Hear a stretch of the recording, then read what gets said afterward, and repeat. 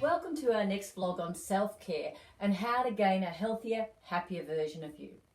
I'm Sophie from Trident Wellbeing and I'm a mind and wellbeing coach, author, martial art instructor and personal trainer. In this series I'm focusing on weight loss with tools and practices that you can all do quickly and easily. But if you require just a little bit more help, then there's my course on the website and the first session is free.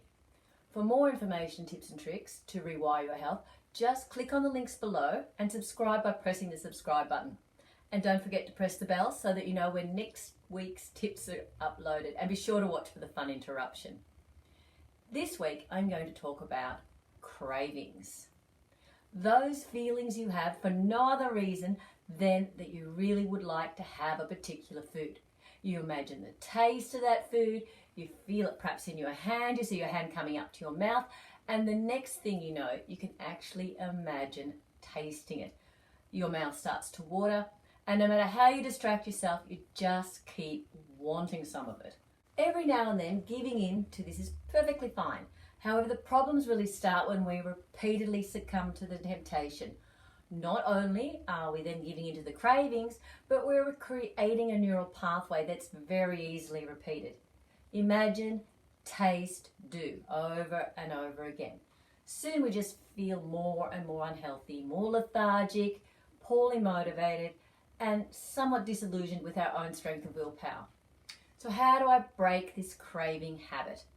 And I really don't want you to give up your favorite snack, but I don't want you to rule your life anymore. Just ask different questions, and these are going to be a summation of the questions I get asked in regard to cravings. So I'm going to give you 5 easy tips to mess with your cravings so that you can determine when and if you do want the tempting food afterwards. Number 1 tip, which we've touched on before, drink more water. You may wonder how this stops your cravings. We've talked about other health benefits.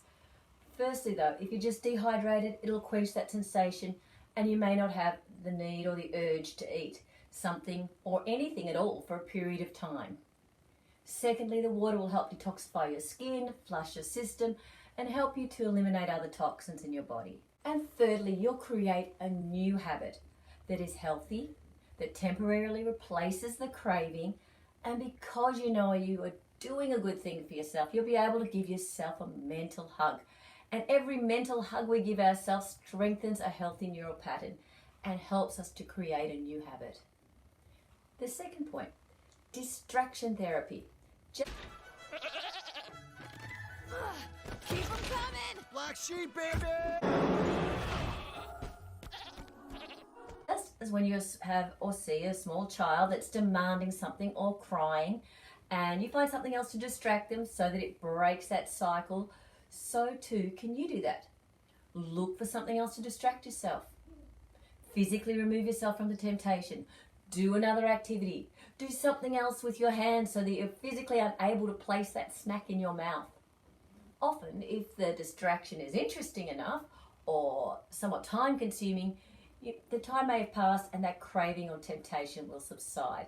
And now it's perhaps nearly mealtime and you're preoccupied with other thoughts. The third thing, rate your hunger. Time to get a bit more analytical. How hungry are you? On a scale of 1, I'm not hungry, to 10, I'm ravenous, how hungry are you really? If you're around sort of the 8 or 9, maybe you need a whole meal. And if you're sort of swaying around the 2 or 3, you're probably only craving a sugar or a salt fix. And once you recognize this, we can logically deduce that our next action may be, and perhaps refer back to our earlier points 1 and 2. If you remove the temptation from your cupboards or your fridge, it'll make snacking that much more of a challenge. So if you just recognize that you are in snacking mode and there isn't anything healthy in the house to eat, it'll be easier to distract yourself or to check if you need a drink and find that more satisfying. Fourth, the dreaded food diary. I say dreaded only because I have very few people that want to actually commit to doing this for some reason. Even if they don't want to know the reality of how many calories they're consuming, the food diary is really useful to establish eating habits. So don't do it because you don't want to know or how many calories you're consuming, but do it because you want to see what your habits look like. Maybe you didn't even realize you like a mid-morning snack and then have something with your cuppa at morning tea. Maybe you thought all you ate all day was healthy and kept forgetting that the scones that you consumed in the morning were put on at work, or that odd bit of chocolate in the evening. Once we can identify where our habits have taken us ritualistically, then we have a choice about how we change them. And once we make an effort to do this, our body won't feel like it needs that 8 p.m. snack. And 5, the final thing, fuel frequently. Just as if we let our car run out of fuel, then it takes the dregs from the bottom of the tank through the system. Now interpret this as no good filtration by the kidneys and the bloodstream to detoxify and hydrate.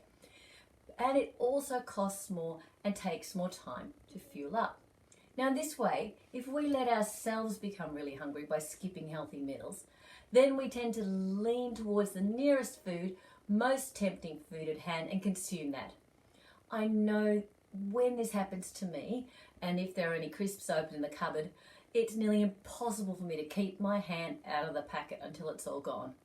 However, if I'm not really all that hungry, then it's much, much easier to avoid them. Hence, it's much better to keep ourselves fueled with healthy foods, proper meals, and if we need healthy snacks like fruit or vegetables, these are better able to control even those tempting unhealthy cravings. And 6, have breakfast. Break the fast. The last thing I want to mention is the need to eat something when we wake up in the morning. Most of us have fasted our body from 8 to 12 hours, and our body is really needing some energy. If we choose to ignore this, then later in the morning, I guarantee you're going to reach for something quick between meetings or chores to help you clear that brain fog. Even when I was nursing and doing shift work, I'd see the effects of this on other health workers. Yep, they were all thoroughly versed in good nutritional habits, yet with shift work, a late finish the evening before, a 7 a.m. start the next day, eating breakfast would be a chore. However, those who really did skip breakfast, even the most best intended, would be searching for some quick carb fix. Hello muffins, sugary bar, and things like that. It is therefore really important to start your day as soon as you can with a healthy breakfast. Put in an extra step of a big glass of water and you're well on your way to breaking those cravings and developing healthy options. Now, I hope these tips have helped you to challenge your unhealthy habits, but for more tips and tricks you can see my other vlogs or blogs. And if you'd like to work with me one-on-one, just send me a message and we can discuss what would work out best for you. I've attached a link below to my book, Weight Hacks, 7 Mind Hacks to Reprogram Your Mind and Lose Weight.